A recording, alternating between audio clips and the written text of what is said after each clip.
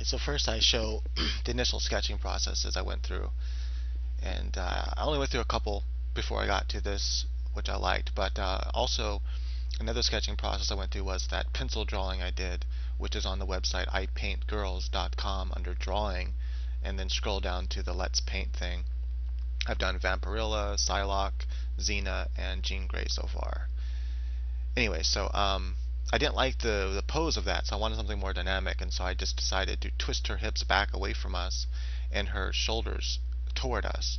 That way, it looks like she's in the midst of movement, like she's moving from away from us toward us, right? And so anyway, I decided, okay, then I need a story for that pose, for that movement. Like, why is she running in this direction, and where is she running? So I decided to do I was going to do like an interior castle type thing, but I decided not to. So anyway, I decided to do this path like in a forest that she's like running down, and now she's gonna be running off toward toward our right and toward us, and maybe there's a guy out off camera that she's about to kill, and there's someone in the background that she killed. That way the people can draw that conclusion that you're going to see blood on her weapon and the person in the background lying dead, and so by just that alone you should be able to extrapolate that there's a person off camera that she's running after. Maybe she's chasing them or whatever. And then to do the background, I'm starting in black and white to just get the values, and I start with different types of texture brushes to do some painting, and then throw in some grunge brushes for the background, a cloud brush, and some tree brushes just to get some quick texture detail back there that looks like a forest. And then I'm going to throw some more tree brushes, and then I'll paint on top of that after I do the color overlays. And I'll do some little bit of free painting as well for some of the bushes and some of the trees and hanging vines. Just add some variation, some tree trunks, and also I'm going to add some other tree trunks by using the tree brush. And so a mixture of using like texture brushes and different kinds of brushes and freehand painting really gives you a quick, quick render, I guess, whatever you want to call it, quick painting.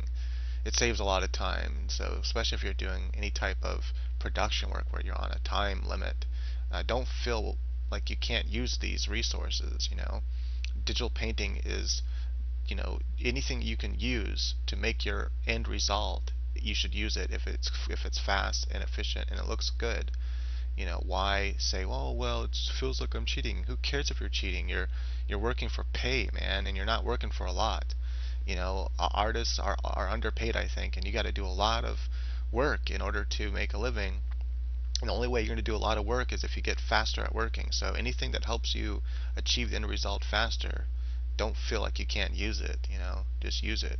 Now, for your own personal work, that work that you consider art, it's not just like production art or something, then yeah, if you don't want to, then don't use the tree brushes or cloud brushes and stuff. Do it all by hand, and you can feel more proud of that work because, hey, look, I did it all by hand.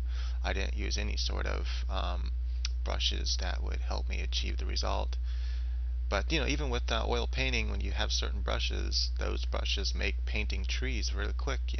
You just kind of dab the brush in certain ways, and you have insto tree, insto foliage. It's not like you sat there and drew it all. So that kind of feels like cheating. But is it cheating? No. I mean, different techniques, different things. But I can understand how, like, using a readily made foliage brush in Photoshop does feel like cheating. It is kind of cheating, but who cares? The end result what matters in this kind of stuff. But it doesn't bother me at all, so I don't care about it, even for just personal work like this. Although I'm actually doing this for a friend because she really likes Xena. So right, so there's the background guy I'm doing there.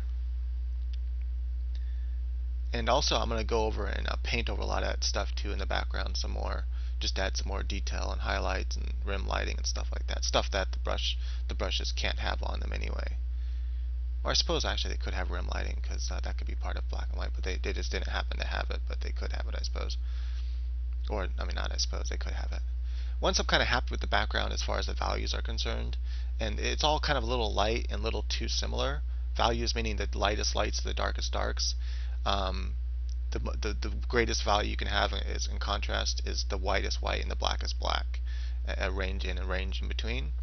But I'm reserving the blackest black for her. That way she really, really pops out. And also that little tree next to her, that, well, not tree, that little bush next to her, or plant next to her, I'm reserving for that, the very, very foreground. So typically it's a good trick. Like you have the more things go off in the background, they become grayer if it's in color, and they become lighter anyway as well. But by having her have the darkest darks and lightest lights, she has the most contrast, and therefore your eye is drawn to her, and she is the focal point in the painting. So I want the eye to be drawn to her. There's all kinds of tricks you can use to draw the eye to what you want the eye to be drawn to, and that's just one of them. Another thing is silhouettes are very powerful. So you want to think, is the silhouette readable? In other words, if I just turned her into just a black silhouette, could you tell what she is and what she's doing? And yeah, you could. You can tell, hey, it's a girl running, and that's what you want. You want that silhouette, and so, but I want that silhouette to be readable right away. So I had to design the background not only to tell the story I wanted it to tell, but I had to also design it to pop her out of the background. That is, to make her silhouette very visible. And I did that by using light areas. So there's the light, like, tunnel area. It's not really a tunnel, but where the path is leading over and down a hill, and you can kind of see, like, it looks like a tunnel going into the trees. And so that's all lit up, and then the ground itself, the path with the water reflection, is lit up, and then the top left is lit up too behind the trees. And so all that makes her pop out much more because she has light behind her. Plus I pop her out more by giving her rim lighting, which is the lighting that hits on the outside of her body caused by backlighting, which is why photographers and cinematographic people, I don't know what they're called, cinematography, people that do that, film movies, they also use backlighting to get rim lighting to pop the actors out from the background. And photographers do it for the same reason. To get the color variation on top of the black and white, I used a Frank Frazetta painting because I like the colors in it, and then I use noise and dust and scratches to get rid of all the shapes to where it's just like abstract. And then I paint even over that with a soft brush, just picking the colors I want to be present in the painting. Then I set that to overlay, turn the opacity down a little bit, and now I have the color scheme I wanted. And then I use another texture layer just to add a little more texture and color variation, and set that to overlay as well. And then I began painting on top of all that opaquely. So now I'm using a opaque brush on top of all that in the background, painting some of the rim lighting on the trees, and painting some more of the purple color into the actual tree itself.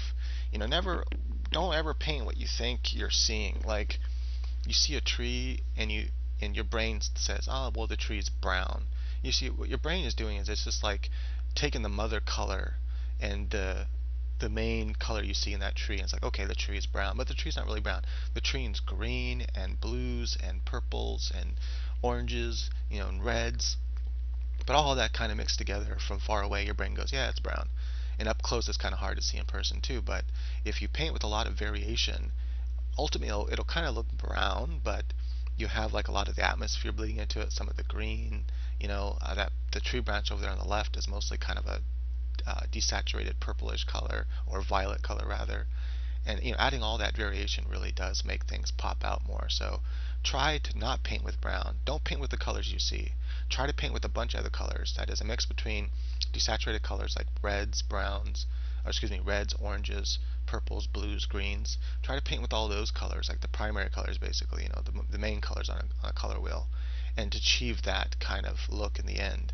And I think you'll like the end result much better. And all the master painters do that. And keep in mind, your shadows are colors. They're not black. They're not gray. They're like purples and stuff, and reds. It just depends on the environment and spill light and all that kind of stuff.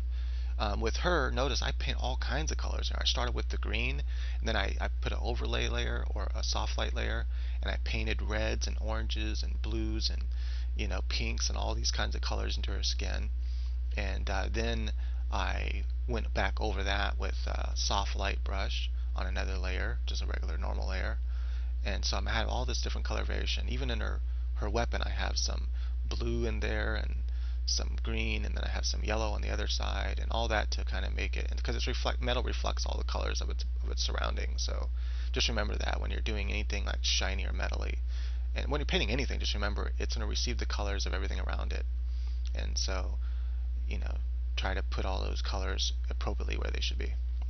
Then I set the whole layer to overlay. I copy the whole entire thing, and I overlay it on top of itself and turn the opacity down a little bit. That just brings out all of its own colors.